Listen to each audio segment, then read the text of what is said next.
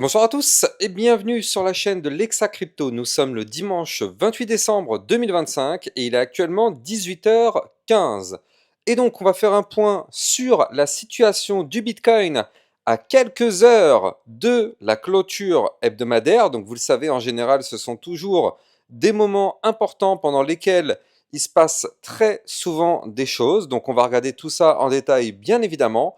Et je vous propose pour cette vidéo de faire en sorte de calculer ensemble une potentielle target sur le cycle, sur le bull run qui pourrait arriver. On verra tout ça dans la vidéo. Allez, je vous prépare tout ça, mais avant, bien évidemment, je rappelle à tout le monde que tout ce que je vais dire n'est en aucun cas un conseil financier.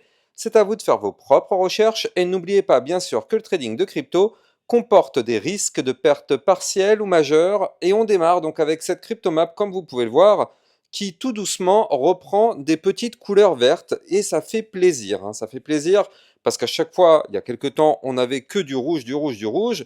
Là, depuis 2-3 jours, on a du vert. Alors, c'est pas du vert incroyable, hein, mais tout de même, ça reste du vert. Donc, on est preneur. Parfait.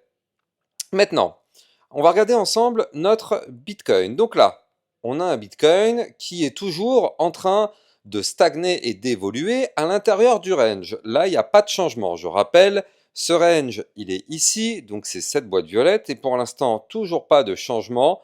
Tant qu'on est bloqué dans cette boîte violette, il n'y aura pas de changement.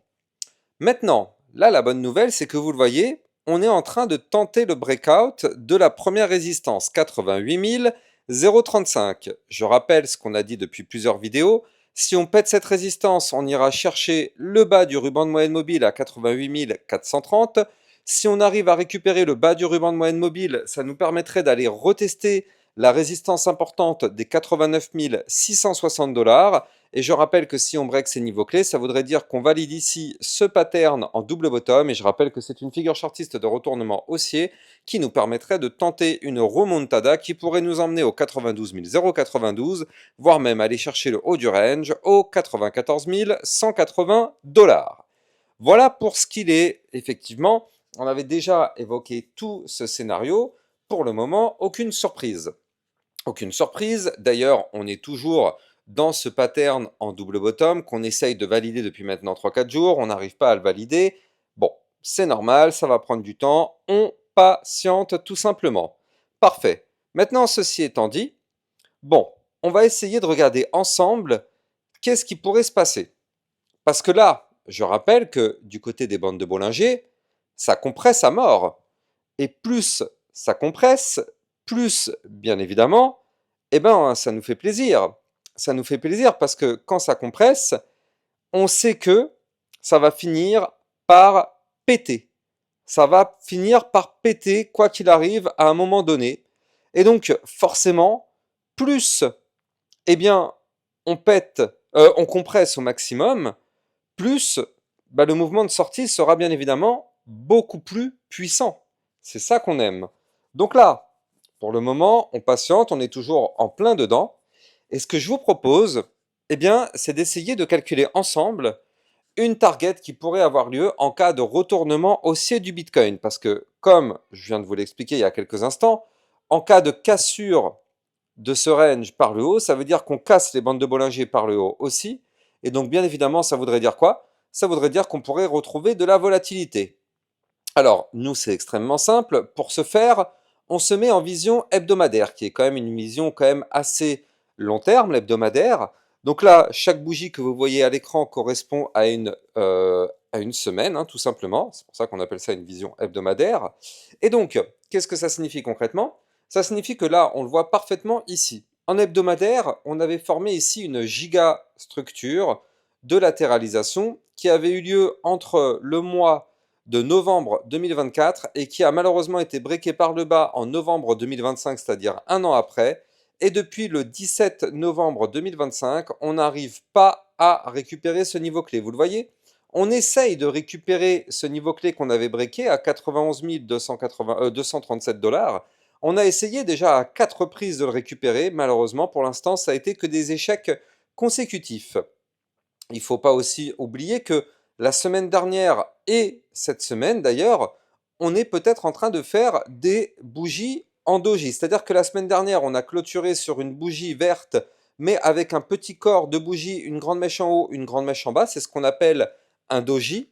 C'est un chandelier d'hésitation. Et donc cette semaine, comme vous pouvez le voir, on est en train de faire exactement le même chandelier, un tout petit corps de bougie au milieu, une mèche en haut, une mèche en bas. C'est un doji. Donc pour l'instant, on est en train de clôturer là aussi sur un doji. Alors la clôture, elle n'est pas encore là, elle aura lieu, je le rappelle, à 1 h du matin. D'accord? Donc pour l'instant, oui, il n'y a pas encore de clôture faite, donc on va pas parler dès maintenant de doji ou quoi que ce soit, ou on n'a pas de boule de cristal, d'accord? Donc on ne va pas dire qu'on va clôturer de cette façon-là, alors qu'au final, on n'en sait strictement rien du tout, hein? On n'en sait rien si on va réussir à clôturer ou non de cette façon-là. Donc ne faisons pas de plan sur la comète, bien évidemment, parce que, bah oui, il va falloir attendre la clôture hebdomadaire. Parfait. En tout cas, ce qu'il faut noter, c'est que, vous l'avez vu, c'est bel et bien ce range qu'il va falloir absolument récupérer au plus vite. Et oui, parce que en cas de réintégration du range hebdomadaire, donc de la boîte violette par le bas, qu'est-ce que ça signifierait? Eh bien, ça signifierait que il pourrait se passer des choses très intéressantes.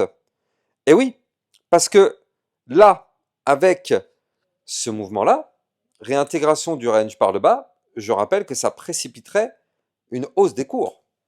Donc ça ferait plaisir. Encore une fois, attention, hein, prudence extrême, on n'y est pas encore. On est juste en train de spéculer, mais c'est quand même intéressant d'en parler.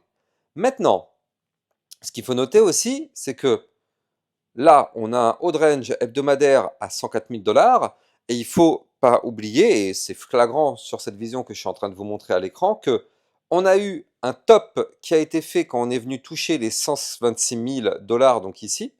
Et donc depuis les 126 000 $, vous le voyez, on est en train de faire un retracement assez important parce qu'il faut quand même le noter. On a retracé de combien environ? Eh bien, on a retracé d'environ, bah, c'est pas environ, en fait, c'est chirurgical, 36,14% si on prend le point haut versus le point le plus bas. Ça nous fait un retracement de 36%. Or, remontons un petit peu dans le passé et qu'est-ce qu'on a? J'enlève tous les graphiques comme ça vous allez mieux voir. On a à chaque fois la même chose. Donc là, regardez, ça va être plus flagrant si je vous montre ça comme ça. Donc ici, vous le voyez, on avait eu une poussée haussière. C'était à partir du mois de décembre 2023 jusqu'au mois de mars 2023. Enfin, décembre 2022, mars 2023, on avait eu un pump de 96%. Et derrière, on a eu un retracement. On a eu un retracement de 23%. Parfait. Après, on a eu un pump de plus combien? 196%. On est passé de 24 000 $ pour aller chercher la mèche à 73 522. Donc un pump de 196%. Et derrière, on a eu un retracement de 35,55%. Parfait. Derrière, on a eu une nouvelle poussée haussière.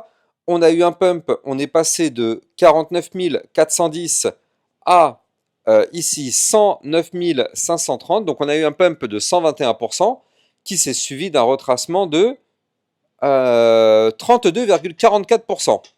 Et donc là, récemment, on a eu une hausse parce qu'on est monté de 73 998 pour aller chercher les fameux 126 500 $. Donc ça nous a fait une hausse de 69%.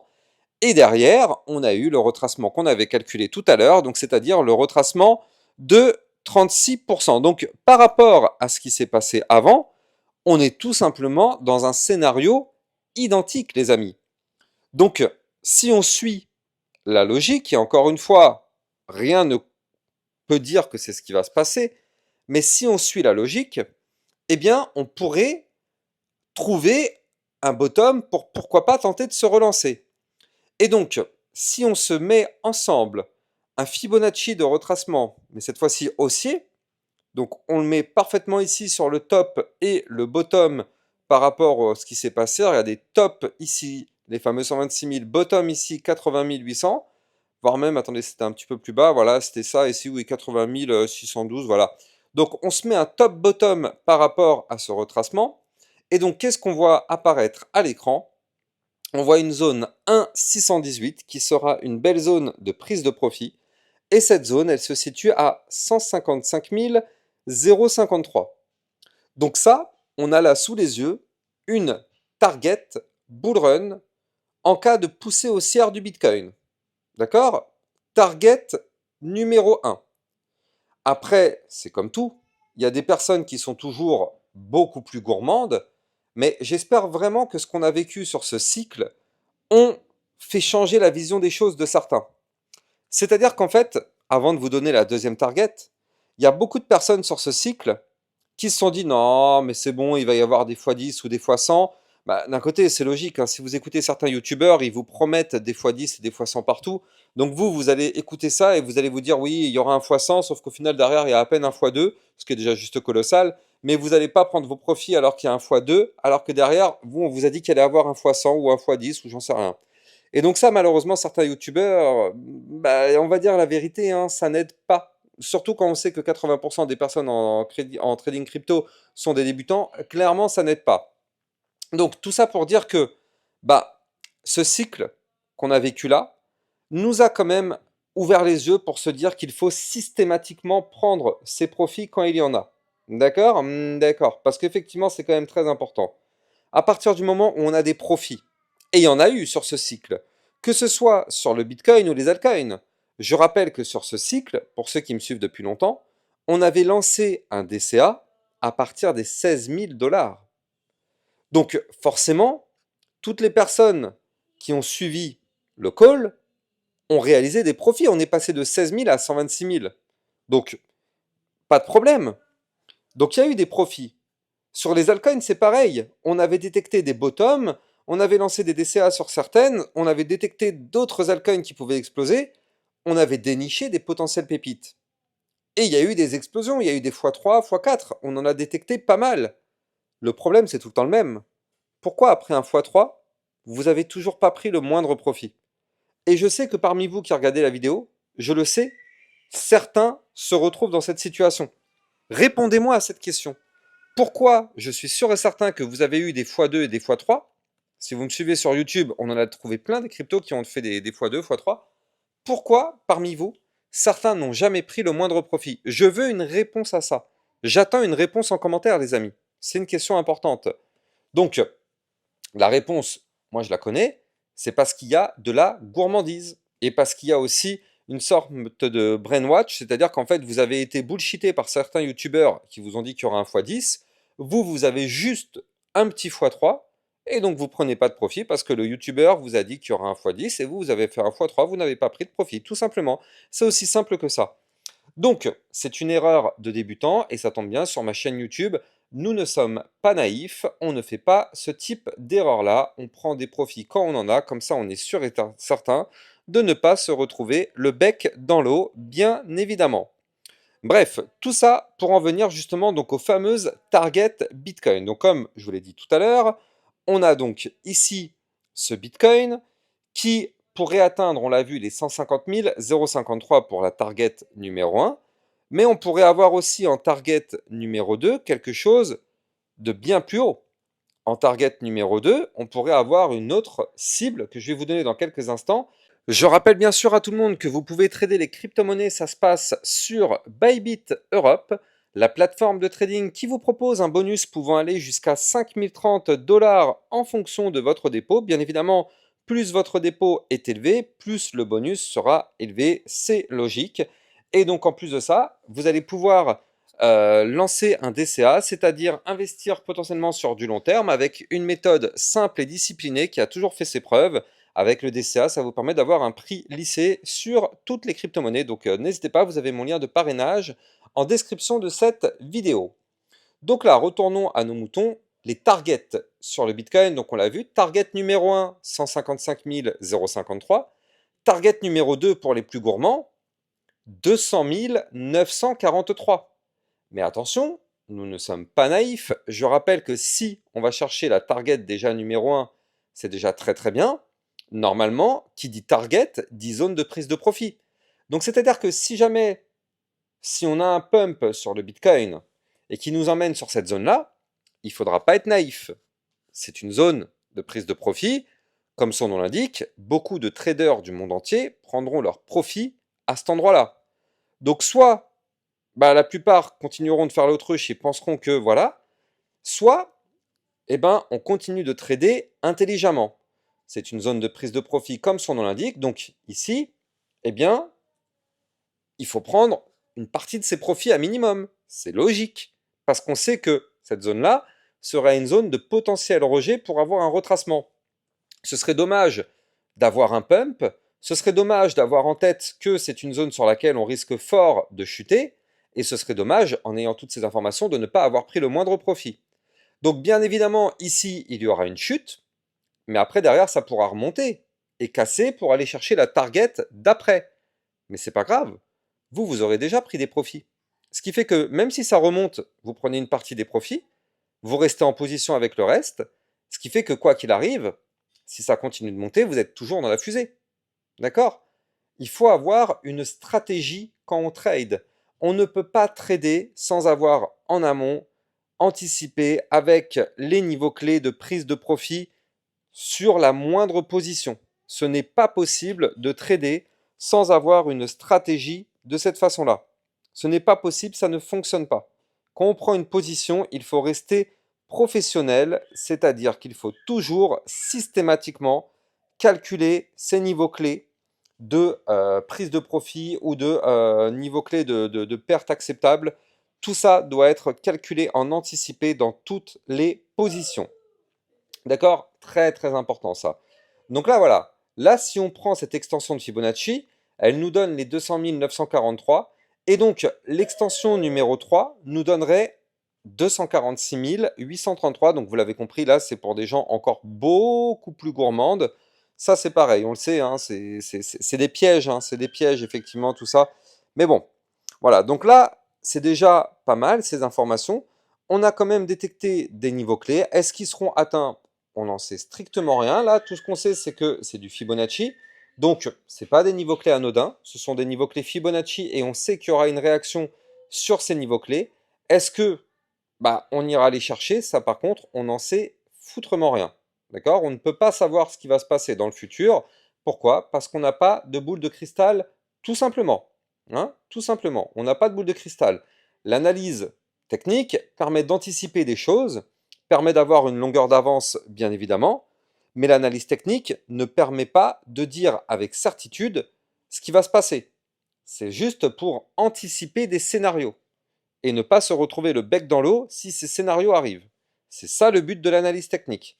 Mais personne au monde ne peut savoir quoi que ce soit parce que on n'a pas de boule de cristal, tout simplement.